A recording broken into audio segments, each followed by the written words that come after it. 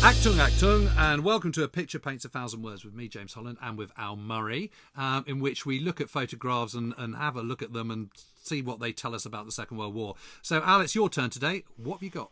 Well, I have got a picture, and it's from 45-46, it's dated, of the centre of Berlin, of the Reichstag, the Brandenburg Gate, rather. Reichstag's off to the left, Reichschancellery off to the right, of the Brandenburg Gate. And the devastation. This is endgame, this picture. This is what you get if you declare war on three much bigger economies than your own, and your first initial 6-week burst of success turns out to be a flash in the pan.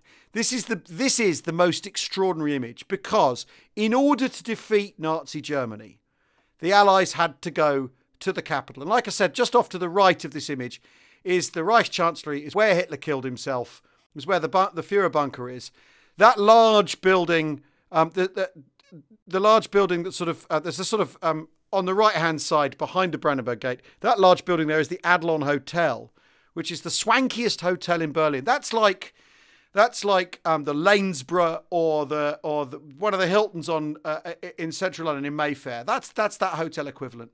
And famously, the Red Army got through to the switchboard at the ADLON, is the story, and rang round asking for people.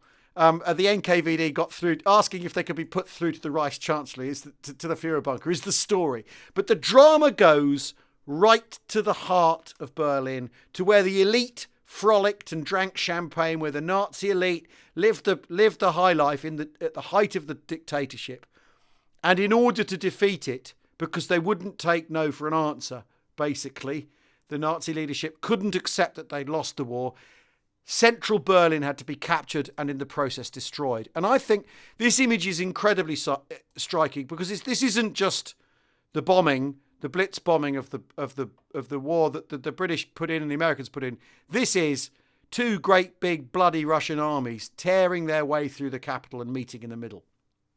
Yeah, I mean, you're looking straight down the Unter den Linden, aren't you? And it looks like a sort of post-apocalyptic kind of zombie movie set, doesn't it? It really does. And funny enough, that's exactly, where do zombie movies get their inspiration from? It's not least from images like this. I mean, I reckon this is taken in the summer of 1945. Would be my guess. This is Potsdam time, isn't it? Yeah, and you're looking down towards Museum Island, into the east, towards the Alex. Yeah. It's quite an extraordinary picture, and this is where Nazism gets you. It's the I think the message of this picture. It is amazing, because there's literally not a single building with an intact roof on it, is there? No, not one. And this is the seat of government. This is the absolute very centre of the German machine, of the Nazi state. And it's been absolutely flattened and smashed to pieces, rather. And it's quite extraordinary. And given that the Brandenburg Gate, of course, celebrates German might, German power, German victory, here it is wreathed in defeat. Yeah, I mean, Hitler always said it was going to be the 1,000-year Reich or it was going to be Armageddon. And looking at this picture, you know which one he ended up with. Absolutely.